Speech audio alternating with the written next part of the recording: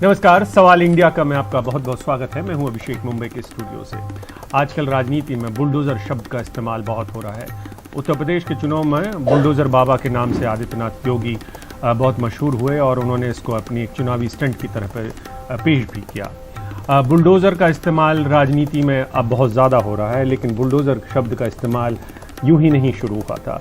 इसके एक इतिहास है और इसके पहले कि हम सवाल इंडिया में अपने मेहमानों से बात करें, मैं उस इतिहास को अपने दर्शकों को बताना चाहता हूं कि कैसे बुलडोजर शब्द भारत की राजनीति में एक तरीके से विदेश से आया है। बुलडोजर दरअसल 1870 के दशक के अंत में शुरू हुआ। इस शब्द का इस्तेमाल हिंसक और गैर कानूनी तरीके से धमकी देने के लिए तो बुलडोज या बुलडोजिंग शब्द का इस्तेमाल शुरू हुआ था।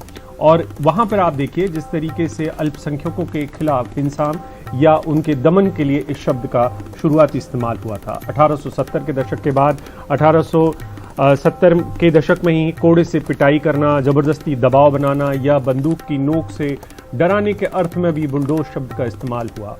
और अमेरिकी राष्ट्रपति चुनाव में अश्वेत वोटर के टर्नआउट को दबाने के लिए इस शब्द का इस्तेमाल बार बार किया गया। यही शब्द बुलडोजर जो है भारत की राजनीति में आ चुका है। दक्षिण अमेरिका में कोड़े से मारना या दूसरी सजा देने के लिए बुलडोज शब्द का इस्तेमाल किया गया। बुलडोजर का इस्तेमाल वैसे एक बड़ी कैलिबर की पिस्टल और उसे चलाने के लिए भी इस्तेमाल होता है। 19वीं सदी के अंत में बुलडोजिंग का मतलब प्रभुत्व की लड़ाई तक चला गया और अब आप सबको पता है कैसे ये प्रभुत्व की लड़ाई या आमने सामने की लड़ाई में तब्दील हो चुका है। तो ये इस शब्द का उद्भव कहाँ से हुआ है, ये शब्द की उत्पत्ति कहाँ से आई है भारतीय राजनीति में भी, उसको वैसे तो ये एक मशीन के लिए इस्तेमाल होता है जो कभी ट्रैक्टर जैसी हुआ करती थी जिसका इस्तेमाल निर्माण के लिए होता था, लेकिन अब वो दमन के लिए इस्तेमाल हो रहा है। वो एक प्रतीक है दमन के लिए। तो आज का बड़ा सवाल है हमारा कि बुलडोजर अब राजनीति का हथियार है, ठीक वैसे ही क्या जैसे दुनिया के दूसरे देशों में हुआ है। तो इस बारे में और ज़्यादा बात करने के लिए हमारे साथ वृंदा करात हैं, नेता हैं सीपीएम की। वृंदा जी, बहुत बहुत स्वागत है आपका एनडीटीवी में। सवाल इंडिया का मैं आपसे एक बड़ा सवाल है, आप चूंकि एक याचिकाकर्ता हैं सुप्रीम कोर्ट में अब, तो एक बड़ा सवाल ये उठता है कि बाहर में भी और अंदर भी ये बहस है कि राजनीतिक दल क्यों जा रहे हैं जब पीड़ित नहीं जा रहे हैं।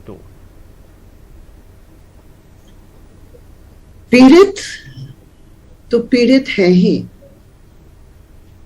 और जो पीड़ित है जहांगीरपुरी में वो ऐसे परिवार और हाउसहोल्ड से बिलोंग करते हैं जो तुरंत कानूनी इस्तेमाल करके वो अपने अधिकारों के लिए लड़े, वो मुश्किल था।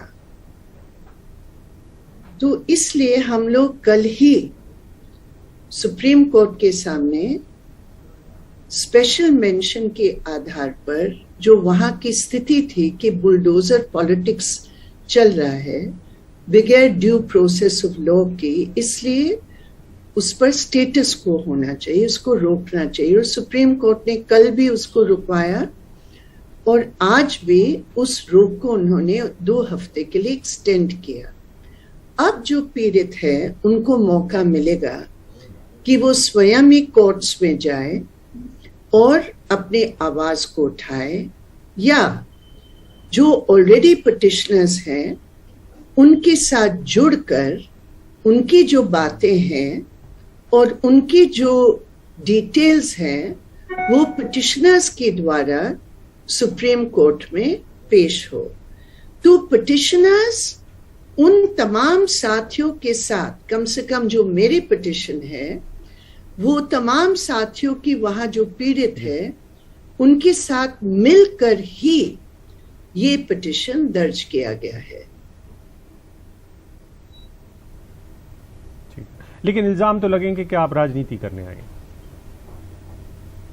देखिए, इल्जामों पर अगर हमें चलना है तो फिर न्याय की लड़ाई तो हमें खत्म ही करना पड़ेगा। न्याय की लड़ाई राजनीतिक लड़ाई तो है ही, क्योंकि राजनीति इस मायने में कोई पार्टी पॉलिटिक्स की मैं राजनीति नहीं कर रही हूँ, लेकिन न्याय की लड़ाई पॉलिटिकल लड़ाई इसलिए है क्योंकि न्याय जो लोगों को वंचित कर रहे हैं न्याय के अधिकार से, वो एक पॉलिटिकल पद को इस्तेमाल करके न्याय की धज्जे उड़ा रहे हैं। तो पॉलिटिकल पद इस्तेमाल करके, एमसीडी का पद हो या चीफ मिनिस्टर का पद हो या होम मिनिस्टर का पद हो, उसको दुरुपयोग करके वो न्याय की धज्जियां, कॉन्स्टिट्यूशन की धज्जियों को उड़ा रहे हैं, बुलडोज कर रहे हैं, और जो न्याय के लिए लड़ते हैं वो राजनीति करते हैं। तो ये इल्जाम का कोई मायने नहीं होता है, अर्थ का अनर्थ हो जाता है। बिल्कुल बिल्कुल वरिंदर जी, लेकिन एक बड़ा सवाल ये भी है कि दिल्ली पुलिस की नाकामी भी क्या इस पिटीशन या सुप्रीम कोर्ट के सामने जो बड़ा सवाल है उसका हिस्सा होना चाहिए कि नहीं? क्योंकि ये तो दिल्ली पुलिस को तय करना था कि कोई शोभा यात्रा ना निकले, ये दिल्ली पुलिस को तय करना था कि सुरक्षा के चाक चौबंद इंतजाम हो। कांस्टेबलरी तो पिटाई खाई या उनके ऊपर हमले हुए बाद में, तो उनके प्रति तो संवेदना होनी चाहिए सबकी। जो पिटिशन है वो अलग मुद्दे पर है। कम से कम मेरा पिटिशन पूरे सांप्रदायिक जो वहां माहौल बनाया गया था उसके बारे में नहीं है। जो पिटिशन है वो बुलडोजर पॉलिटिक्स के खिलाफ पिटिशन है। लेकिन पुलिस का जो रोल रहा है इसमें, शायद आपको जानकारी है या नहीं है, हमारी पार्टी की और अन्य वाम दलों की फैक्ट फाइंडिंग टीम के आधार पर, उनकी रिपोर्ट के आधार पर, हमने पुलिस कमिश्नर दिल्ली को एक पत्र देकर तमाम डिटेल्स दिए थे कि क्यों ये तथाकथित शोभा यात्रा को दिल्ली पुलिस जो अलाउ किया था गैर कानूनी होने के बावजूद भी, और उसके बाद जो एक तरफा उन्होंने कार्य किया, दिल्ली पुलिस की मैं बात कर रही हूं, ये गलत है जी। ये सच्चाई को छिपाने वाली है ये काम। और हमने पुलिस कमिश्नर से ये डिमांड की है कि जो आपने इस पूरे तथ्य को क्राइम ब्रांच को दिया है ये कहकर कि वो निष्पक्ष है, हम बिल्कुल इसको स्वीकार नहीं कर सकते, क्योंकि क्राइम ब्रांच उसी दिल्ली पुलिस के अंतर्गत चलती है जो दिल्ली पुलिस दोषी है। दिल्ली पुलिस पर जो आरोप है कनाइवेंस की, साठगांठ की, मिली भगत की, तो आप उसी फोर्स को क्राइम ब्रांच को देकर आप सच्चाई को छिपा रहे हैं। ये तो मैंने पुलिस कमिश्नर को डिटेल पत्र दिया है। बिल्कुल, लेकिन एक जो बड़ा सवाल और उठा है कि जहांगीरपुरी अकेली नहीं है, खरगोन है, गुजरात का हिस्सा मसला है, और अब एक तरीके से इसका इस्तेमाल, मैंने इसीलिए बुलडोजर शब्द की जो इतिहास है उसको भी पेश किया है कि कैसे इसका इस्तेमाल हो रहा है। आपने बहुत ही अच्छा किया आपका बैकग्राउंड अच्छा था जी। तो मेरा ये सवाल था आपसे कि ये मसला आपकी पार्टी के तरफ से सिर्फ और सिर्फ जहांगीरपुरी तक ही सीमित रहने वाला है, या फिर आप इसे खरगोन फिर से भी जोड़ेंगे? क्योंकि जमीयत का जो सवाल है, जो एक और पिटिशनर हैं आपके साथ सुप्रीम कोर्ट में, पहले से ही पिटिशनर है वैसे, वो इस मसले को बड़ा मानते हैं। उनका कहना है कि ये पूरे देश में ये इस तरीके का हो रहा है। बिल्कुल सच है, इसमें कोई दो राय नहीं है। क्योंकि खरगोन में अभी कर्फ्यू लगी थी, इसलिए वहां जो हमारी पार्टी की डेलीगेशन वहां जाने का प्रयास किया, वहां उनको एंट्री नहीं होने दिया। लेकिन आजकल में वो डेलीगेशन जरूर पहुंचेगा और तथ्यों के आधार पर हम निश्चित रूप पर कोर्ट में या जो भी वहां फोरम्स है उस पर हम जरूर अपने तथ्यों के आधार पर हम अपनी बातों को रखेंगे। ये बात भी बिल्कुल सही है कि ये एक जहांगीरपुरी का मसला नहीं है।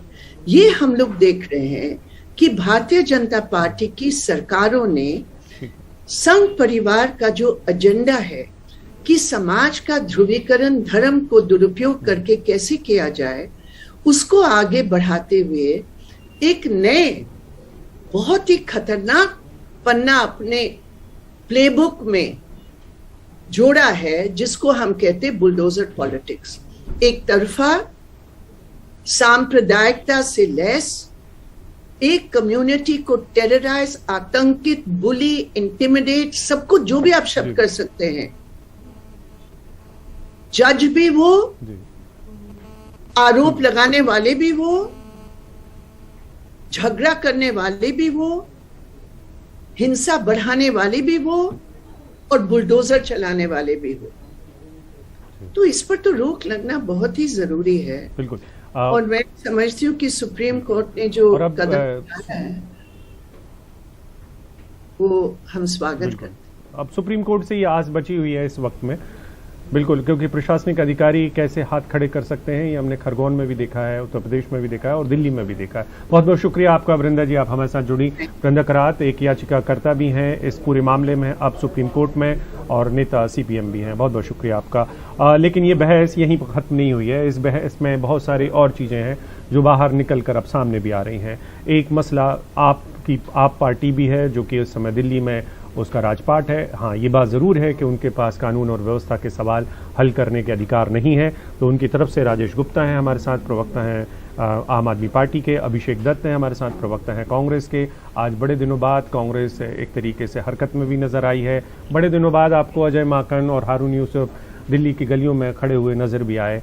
इस राजनीति का भी स्वागत होना चाहिए, क्योंकि इस राजनीति से थोड़े दिन के लिए कटे हुए थे ये तमाम लोग। तो सबसे पहले राजेश गुप्ता जी, आपसे बड़ा सवाल है ये कि बुलडोजर की राजनीति में हमने थोड़ी देर पहले वृंदा करात जी को इंटरव्यू कर रहे थे, आपने हो सकता है सुना भी हो, नेता है सीपीएम की और याचिका करता है। आप लोगों को ऐसी कौन सी चीज है जो रोकती है कि आप भी सुप्रीम कोर्ट में जाकर खड़े होते, लड़ते उन लोगों के लिए जिनके घर ढहाए जा रहे थे या जिनकी दुकान ढहाई जा रही थी? आपको किस वजह से आप रुके हुए थे? देखिए, हमारी पार्टी का बिल्कुल साफ कहना है, और अरविंद केजरीवाल जी ने बहुत पहले ही ये रिएक्शन दिया कि दिल्ली की एमसीडी जो उसे तोड़ने के लिए भाग रही थी, जिसको बहुत जल्दी थी कि एकदम से एक दिन में उनके अध्यक्ष जी ने चिट्ठी लिखी और अगले दिन वो उसे तोड़ने के लिए भागे। और दूसरी दिल्ली पुलिस जो सीधे केंद्र सरकार के अंदर काम करती है। हम ये जानते थे कि कोर्ट में जाने के बाद में शायद चीजें इतनी आसान ना रहे, इसलिए हमने ये कहा कि जिन्होंने गलत करा है उनको सख्त से सख्त उन पे सजा दी जाए, चाहे वो किसी भी संप्रदाय के लोग हों। और हम हमेशा ये कोशिश करते हैं कि ये शांति बनी रहे, लेकिन ये बिल्कुल क्लियर दिखाई दे रहा है कि भाजपा सिर्फ ये चाहती है कि किसी तरह दंगे हों। 2020 में भी अमित शाह जी ने दंगे कराए, 2021 में भी कराना चाहते हैं, 2020 के चुनाव से पहले कराना चाहते थे। अब क्योंकि एमसीडी के चुनाव होने वाले थे, जो डर के उन्होंने, लेकिन मुझे तार्किक वजह बताएंगे। देखिए, मैं राजेश जी, मुझे तार्किक वजह बताइए। एक गृह मंत्री की पार्टी अपने ही एक ऐसे वक्त में दंगे क्यों कराएगी जब कोई विदेशी मेहमान भारत की धरती पर आ रहे हैं? ठीक है, मुझे तर्क के आधार पर आप ये बताइए कि एक गृह मंत्री अपने आप को कमजोर साबित क्यों करवाएंगे कि उनके हाथ में कुछ नहीं है और वो उनके राजपाट में, देश की राजधानी में ऐसे दंगे हो सकते हैं? कोई तर्क, मतलब इसके, ये तो राजनीतिक बात आप जो कह रहे हैं वो मैं ठीक है सुन सकता हूं बात कर, लेकिन आप तर्क के आधार पर बताइए ऐसा देश के गृह मंत्री क्यों करेंगे ऐसा?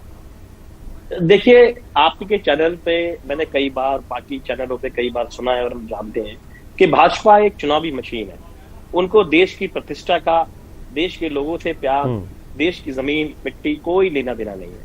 उनके लिए हर चुनाव, चाहे वो निगम का हो चाहे देश का हो, जीत हार से मतलब है। उन्हें सिर्फ और सिर्फ इन राजनीति करनी है और रोटियां सेकनी है लोगों की लाशों।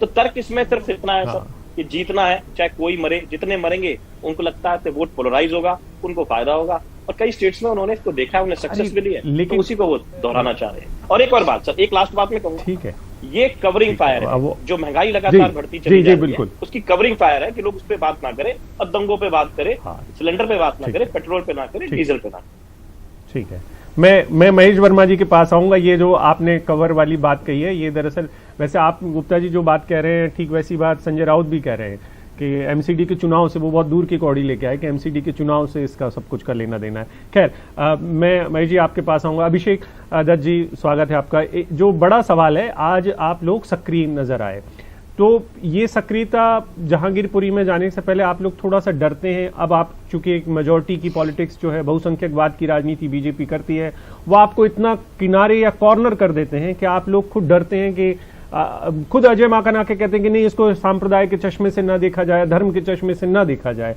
जबकि आपको सबको पता है कि मामला तो सांप्रदायिक हो चुका है। अभिषेक जी, सबसे पहले धन्यवाद कि आज आपने कांग्रेस को दिखाया। 11 सितंबर 2020 में शायद किसी भी मीडिया ने कवर नहीं करा, रेलवे ने दिल्ली के अंदर 48,000 झुग्गियों को तोड़ने का निर्देश दिया था, जिसके अंदर केंद्र सरकार और प्रदेश सरकार दोनों पार्टी थी। उस समय अजय माकन जी सुप्रीम कोर्ट गए थे और दिल्ली के अंदर 48,000 झुग्गियां यानी कि 2.5 लाख लोगों का घर टूटने से उन्होंने बचाया था। मुझे खुशी होती कि 11 सितंबर 2020 को एनडीटीवी और बाकी चैनल इतनी बड़ी खबर को नोटिस करता और उसको दिखाता, परंतु आपने नहीं दिखाया। उससे 2 साल पहले रेलवे वाली कहानी हमने दिखाई द्वारा जी सर मैं आपको कंप्लीट करता हूँ। आपने ये नहीं बताया कि वो रेलवे की जो काम रुका था डेमोलेशन, वो कांग्रेस पार्टी और अजय माकन जी की जो सुप्रीम कोर्ट में याचिका थी उसके बारे में रुका था। उससे पहले 2 साल पहले दिल्ली में मॉनिटरिंग कमेटी द्वारा 1000 दुकानें सील करी गई थी। उस समय भी जो रोड पे लड़ रही थी कांग्रेस पार्टी थी। हम सब लोगों ने नॉन स्टॉप लड़ाई लड़ी और उसी का नतीजा है बिना सरकार की मदद के। कुल मिला के अभिषेक जी आप ये कह रहे हैं कि आपको आपके हिस्से का लाइमलाइट नहीं मिल रहा है, आम आदमी पार्टी और बीजेपी छीन ले जाती है, लेकिन आज आपको अपना 2 मिनट फेम मिला है। आम आदमी पार्टी की जो आर्ट ऑफ पॉलिटिक्स है हम सब लोग जानते हैं, उस पर आज विषय नहीं है कि किस तरीके से वो एडवर्टाइजमेंट करते हैं, किस तरीके से प्रचार करते हैं। सबसे बड़ा सवाल ये है कि दिल्ली के 3 बारी से मुख्यमंत्री अरविंद केजरीवाल जी अब तक कहाँ हैं? ठीक है, और हम नहीं चाहते कि एक कम्युनल एंगल दिल्ली में आए। दिल्ली के दिन ये सवाल तो आपका वाजिब बनता है। ये ये सवाल हम गुप्ता जी से पूछेंगे। महेश जी पहले मैं आपको आ जाऊं क्योंकि वक्त मैं अपनी बात कई बार कम पड़ जाता है, फिर शिकायत रह जाएगी। जहांगीरपुरी का मेन इशू रह गया है। जी अभिषेक जी जरा जल्दी से। हाँ वहां पे गुप्ता जी की भी दुकान टूटी है, वहां पे रहमान जी की भी दुकान टूटी है, परंतु सारे नियमों का उल्लंघन करके मैं खुद 10 साल से निगम पार्षद हूँ दिल्ली के अंदर। ऐसा कभी भी नहीं होता कि बिना नोटिस के एमसीडी एक्शन लेती है। मैं धन्यवाद करना चाहता हूँ माननीय सुप्रीम कोर्ट का, मीडिया के सभी बंधुओं का, कि देश में जिस तरीके से गलत बुलडोजर चल रहा है, बिल्कुल कहीं ना कहीं उस बुलडोजर पे अब ब्रेक लगनी शुरू हो। बिल्कुल ठीक है बिल्कुल bulldozer. Mahesh ji supreme court में मसला पहुंच चुका है, बुलडोजर पे तो ब्रेक लगाना पड़ेगा क्योंकि आप सारे ये मैंने इसलिए बुलडोजर शब्द का इतिहास भी बता दिया। जब आप कहते हैं कि बुलडोजर चलाएंगे तो दरअसल इसका एक इतिहास है और इस इतिहास में ये शामिल है कि इसका इस्तेमाल, बुलडोजर शब्द का इस्तेमाल अश्वेतों के खिलाफ या उन लोगों के खिलाफ जो दबे हैं, कुचले हैं, उनके लिए बहुत इस्तेमाल हुआ है अमेरिका की राजनीति में। तो क्या आप वो वाली राजनीति यहाँ पे करना चाहते हैं? क्योंकि मसला खरगोन से भी उठा है और मसला जहांगीरपुरी से भी उठा है। अब राजनीति तो इन लोगों ने जो बुलडोजर और बुलडोजर के तहत कार्रवाई जो की जा रही है उसको लेकर कहीं किसी तरह से ना सुप्रीम कोर्ट को आपत्ति है, ना हाई कोर्ट की आपत्ति है, ना उसके ऊपर किसी ने सवाल उठाया। सवाल सिर्फ इस बात का था कि कहीं सुप्रीम कोर्ट ने जो यथास्थिति का आदेश दिया, स्थगन का आदेश दिया, उसके बाद की जो राजनीति शुरू हुई है, जो ये जो दंगा की बहती गंगा है उसमें जो हाथ धोने का अब जो ये प्रयास शुरू हुआ है वो बहुत आपत्तिजनक है।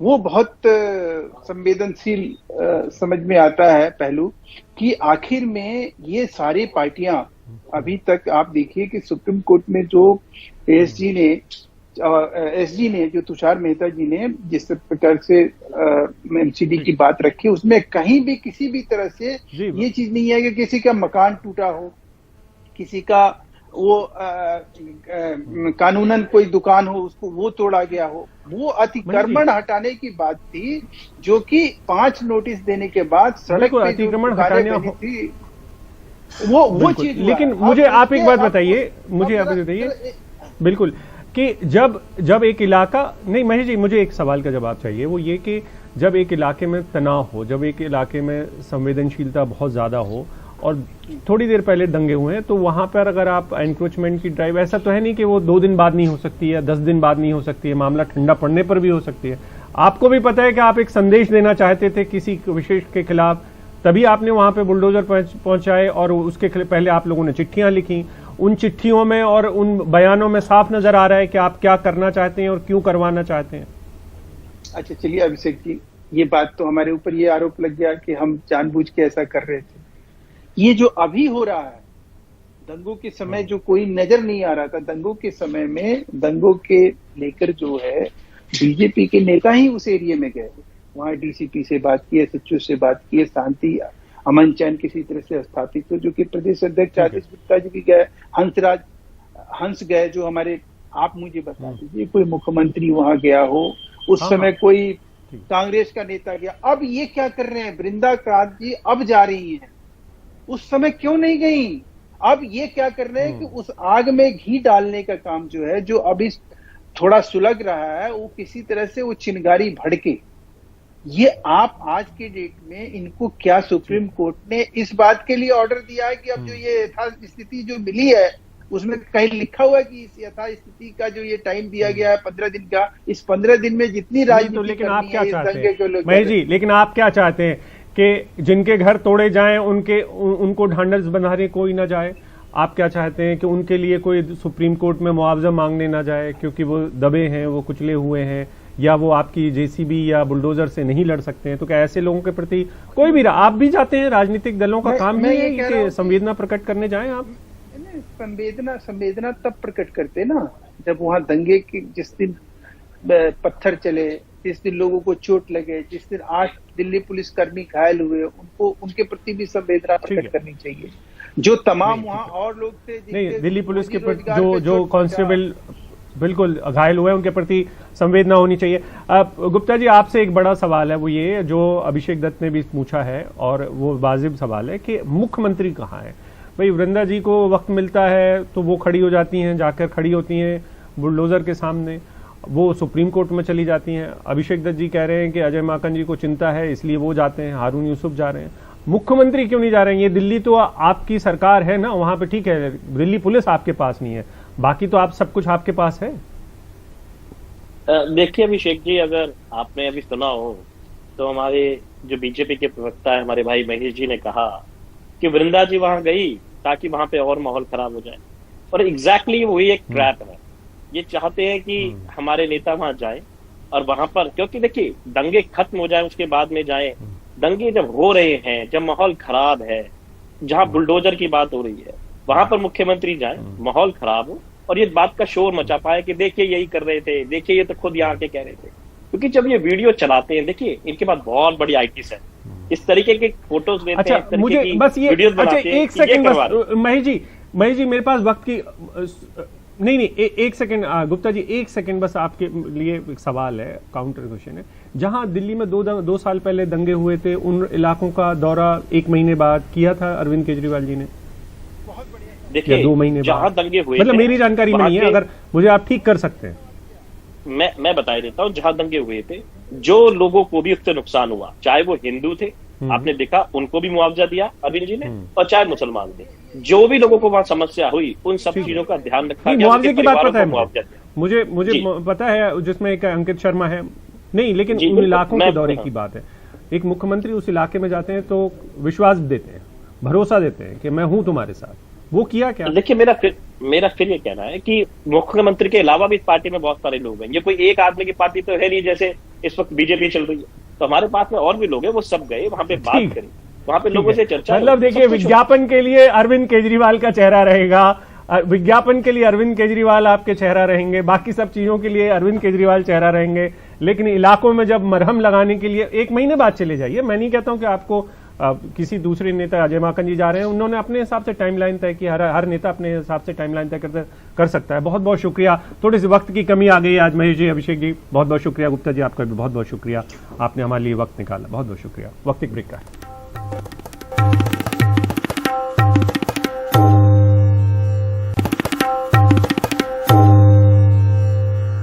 ऐसा नहीं है कि सिर्फ दिल्ली में इस वक्त में उन्माद की बात हो रही हो, महाराष्ट्र में भी, वो खास करके मुंबई में भी ठीक उसी किस्म के उन्माद लाउड स्पीकर के इर्द गिर्द बुनाया जा रहा है या तैयार किया जा रहा है। तो लाउड स्पीकर अजान को लेकर, लाउड स्पीकर का इस्तेमाल को लेकर एमएनएस और बीजेपी साथ में खड़े हो गए हैं, और इस सब के खिलाफ अब दिल्ली पुलिस, माफ करिए मुंबई पुलिस ने इस तरीके की दलील दी थी कि 70% के करीब जो अजान के जो ऑडियो है वो कम हो चुका है, लाउड स्पीकर का इस्तेमाल नहीं हो रहा है।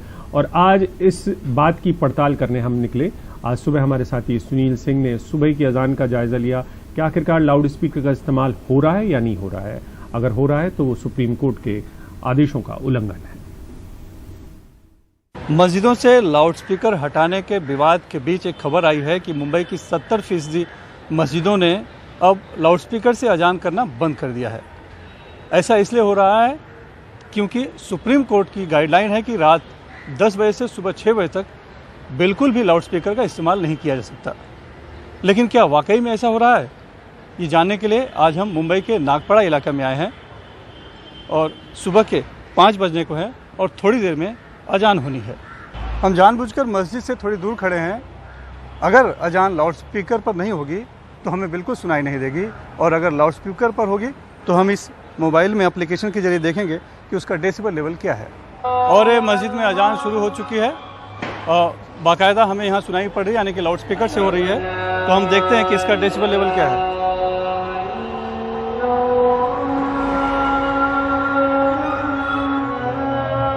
इस इलाके में और भी मस्जिदें हैं, तो हम थोड़ा आगे चलकर देखते हैं कि उन मस्जिदों में क्या लाउडस्पीकर से अजान हो रही है, और उसका अगर लाउडस्पीकर से हो रही है तो उसका डेसिबल लेवल क्या है।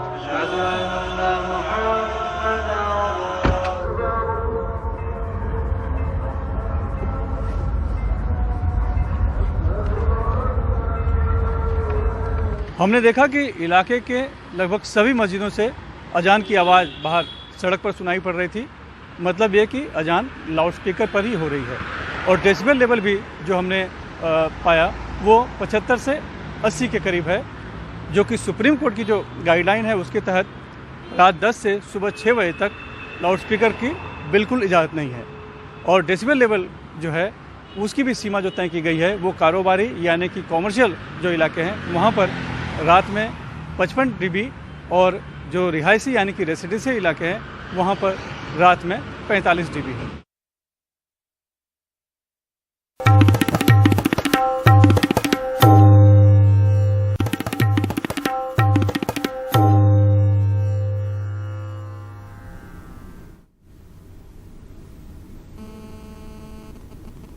सुप्रीम कोर्ट ने जहांगीरपुरी में बुलडोजर चलाने पर अगले 2 हफ्ते तक के लिए रोक लगा दी है। और ये जो पूरी याचिका है ये सिर्फ एक बुलडोजर की नहीं है, इसके पहले की भी जो याचिका है वो जमीयत लेके गई थी सुप्रीम कोर्ट में, जिसका मसला खरगोन और दूसरे राज्यों से जुड़ा हुआ था। तो वहाँ के वकील हैं, जमीयत के वकील हैं MR शमशाद, उनसे बात की है हमारे साथी आशीष भार्गव ने। जहांगीरपुरी में फिलहाल बुलडोजर पर ब्रेक सुप्रीम कोर्ट ने लगाए हैं, और सुप्रीम कोर्ट ने कड़ा रुख भी अपनाया और कहा है कि उसके आदेश के बाद भी बुलडोजर अगर नहीं रुका तो इस पर वो कड़ा उनका दृष्टिकोण रहेगा, रुख रहेगा। हमारे साथ MR शमशाद साहब हैं जो जमीयत की तरफ से हैं। सर, सुप्रीम कोर्ट ने क्या ऑर्डर किए हैं अभी सुप्रीम कोर्ट ने ये कहा कि जो कल ऑर्डर पास हुआ था कि जहांगीरपुरी में जो भी डिमोलिशन का काम हो रहा है उस पर उसको यथास्थिति बनाई जाएगी, स्टेटस को रखा जाएगा, वो अभी फर्दर ऑर्डर्स तक कंटिन्यू रहेगा। तो इसका मतलब ये हुआ कि वहाँ अभी कोई डिमोलिशन अब नहीं होगा, और पार्टीज़ जो कंसर्न पार्टीज़ है उनसे नोटिस इशू किया गया है और उनको कहा गया है कि वो इसका जवाब दें। दूसरी काफ़ी अहम बात है यहाँ पर सरकार की तरफ से तुषार मेहता कह रहे हैं कि स्टूल, बेंच, कुर्सी और ये हटाने के लिए कोई नोटिस की जरूरत नहीं है। उस पर सुप्रीम कोर्ट ने भी कहा कि क्या इनके लिए आपको बुलडोजर चाहिए था। काफ़ी लंबी चौड़ी एक सुनवाई हुई है, और जहाँ पर जो दलीलें जमीयत की तरफ से और पीड़ितों की तरफ से दी गई हैं उनमें क्या ऐसी चीज़ है जिसको लेकर अब आगे आप लोग एक एफिडेविट दिया था हमने कल, फाइल किया था रात को लेट नाइट, जिसमें हमने ये कहा है कि 20 से 25 घर और अलग 20 दुकानें और जो मस्जिद का परमानेंट स्ट्रक्चर था सामने वाला, इन सबको तोड़ा गया है। उसके अलावा कि कुछ ठेला वाले, रेडी वाले जो गरीब लोग थे उनके सामान को सबको तोड़ फोड़ किया गया है।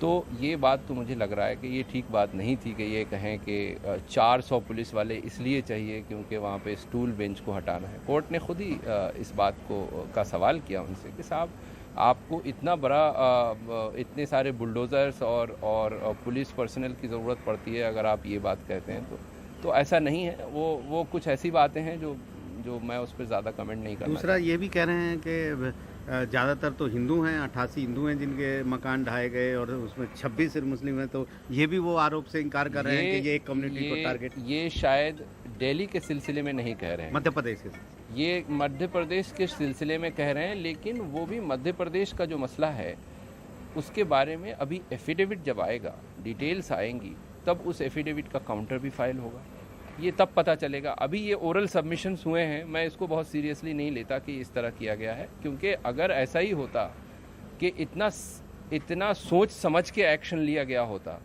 तो कुछ लोग जो जेल में थे वो FIR में पत्थर फेंकने वालों में शामिल नहीं होते और उनके घर नहीं तोड़े जाते।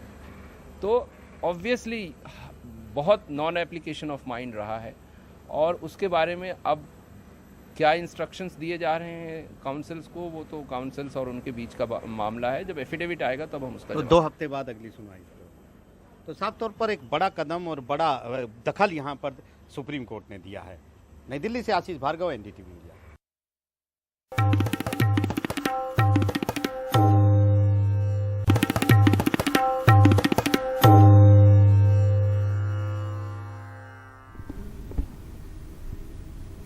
कल MCD की कार्रवाई में जिन लोगों के घर गिराए गए या दुकान का नुकसान पहुंचाया गया, उनमें एक व्यक्ति का नाम है दिलीप सक्सेना, जो कह रहे हैं कि जूस की उनकी जो दुकान है उस पर पहले से ही वो DDA ने उनको अलॉट की हुई थी और उनके पेपर वो लगातार दिखाते रहे, लेकिन कार्रवाई के वक्त में किसी ने उनके पेपर नहीं माने और देखे भी नहीं। ये जो कागज आप देख रहे हैं ये सरकारी कागज हैं और हमारे साथ सक्सेना साहब हैं, ये बताएंगे इनकी कल जूस की दुकान दहा दी गई, उनका छज्जा, उनके बोर्ड और उनके स्टॉल पर भी बुलडोजर चला है, उनके शटर पर बुलडोजर चला है और ये कागजात हैं, ये MCD की अलॉटेड दुकान थी इनकी। तो जो कोर्ट में आज MCD ने कहा कि उन्हें मलबा हटाने, कुर्सी हटाने के और स्टॉल हटाने के लिए परमिशन नहीं चाहिए, बिल्कुल नहीं चाहिए, लेकिन अगर आप ऑथराइज्ड कंस्ट्रक्शन डिमोलिश करते हैं उसके लिए आपको इजाजत लेनी होगी और इनका वो ऑथराइज्ड कंस्ट्रक्शन था। इनसे बात करते हैं, आपका नाम बताइए। मेरा नाम दलीप सक्सेना है। दिलीप जी, किस चीज़ की दुकान है? दुकान दिल्ली फ्रूट जूस के नाम से दुकान है मेरी और मेरे पास ये प्रॉपर्टी टैक्स देता हूँ मैं, जो है ये देखिए, ये प्रॉपर्टी टैक्स है। ये प्रॉपर्टी टैक्स है, ये और भी रसीद है मेरे पास, ये तो मैं थोड़ी लेके आया हूँ। ये मेरे पास MCD का लाइसेंस है, दिल्ली फ्रूट जूस के नाम से दुकान है जी। ये देखिए, इसमें हेल्थ ट्रेड लाइसेंस है, ये सारा है मेरे नाम से, दिलीप कुमार के नाम लिखा हुआ है Delhi fruit and sugar cane juice. तो लाइसेंस उनको उसी नाम से दुकान चला रहे हैं। हाँ जी, हाँ जी। तो कल जब आपके पास आया ये बुलडोजर आपकी दुकान पे, आपको कुछ वक्त दिया गया, कोई नोटिस दिया गया? कोई नोटिस नहीं, कोई कुछ नहीं। ये मेरे पास JJ सलम DDA की अलॉटेड है, ये NOC है मेरे पास कि ये मेरी पूरी दुकान ऑथराइज बनी हुई है। JJ सलम ने MCD को लिखा है कि जो है ये दुकान पूरी ऑथराइज है, हमने नाप तोल करके इसमें सारा विवरण दिया गया है और ये मेरे पास सीवर की रसीद है और ये क्या नाम है, जो है ये मेरे पास दिल्ली DDA की जो है, DDA में किराया जमा होता था इसका पहले। मेरा 1.5 फुट छज्जा था, आज अभी भी आप नाप सकते हो, 1.5 फुट छज्जे को भी तोड़ दिया गया। भाई 2.5 फुट छज्जा पूरी दिल्ली में अलाउड है, बल्कि 4 फुट को भी नहीं छेड़ते किसी भी मकान का, आप छज्जा देख लीजिए। सरकार के वकील तो कह रहे हैं कि जो जिनकी दुकानें टूटी हैं वो कोर्ट में आए नहीं क्योंकि उनके पास कागज नहीं दिखाने के लिए। अरे कागज है हमारे पास, कहाँ कौन से कोर्ट में जाना है? आप जाएंगे कोर्ट? बिल्कुल जाएंगे। हम मुआवजे की मांग करेंगे? बिल्कुल करेंगे। इससे पहले क्या कभी यहाँ पर बुलडोजर चला है? नहीं, हमारे पहले तो 50 बार बुलडोजर आया, लेकिन वही गत्ते बत्ते और यही उठाते थे, हमारी दुकान से कोई मतलब नहीं होता था। 100 बार आया, ये अब की बार ही ऐसा हुआ है। ठीक है, तो सक्सेना, दिलीप सक्सेना साहब ने कागज दिखाए हैं सारे उनके साथ में। उनका कहना है कि हर कागज उनके पास, उन्होंने सारी फीस जमा की लेकिन फिर भी उनकी सुनवाई नहीं हुई। तो जो कोर्ट में कल सॉलिसिटर जनरल कह रहे हैं कि उन लोग आए नहीं जो कल जिनके यहाँ डेमोलिशन हुआ है क्योंकि उनके पास कागज नहीं है, तो ऐसा नहीं है, कागज लेके खड़े हुए हैं, फीस भर के खड़े हुए हैं, अलॉटेड जमीन थी। तो अगर इनका कंस्ट्रक्शन हटाना है तो उसके लिए परमिशन की जरूरत है, नोटिस देना पड़ेगा आपको। तो कानूनी प्रक्रिया यहाँ पर फॉलो नहीं की गई है, ये बात यहाँ पर प्रूव होती है। ये एक तथ्यात्मक कागज है इनके पास जो ये बात स्पष्ट कर रहे हैं कि कागज थे और उसके बाद भी इनकी दुकान पर बुलडोजर चलाया गया। सहयोगी मनोज ठाकुर के साथ जहांगीरपुरी से सौरभ शुक्ला, NDTV।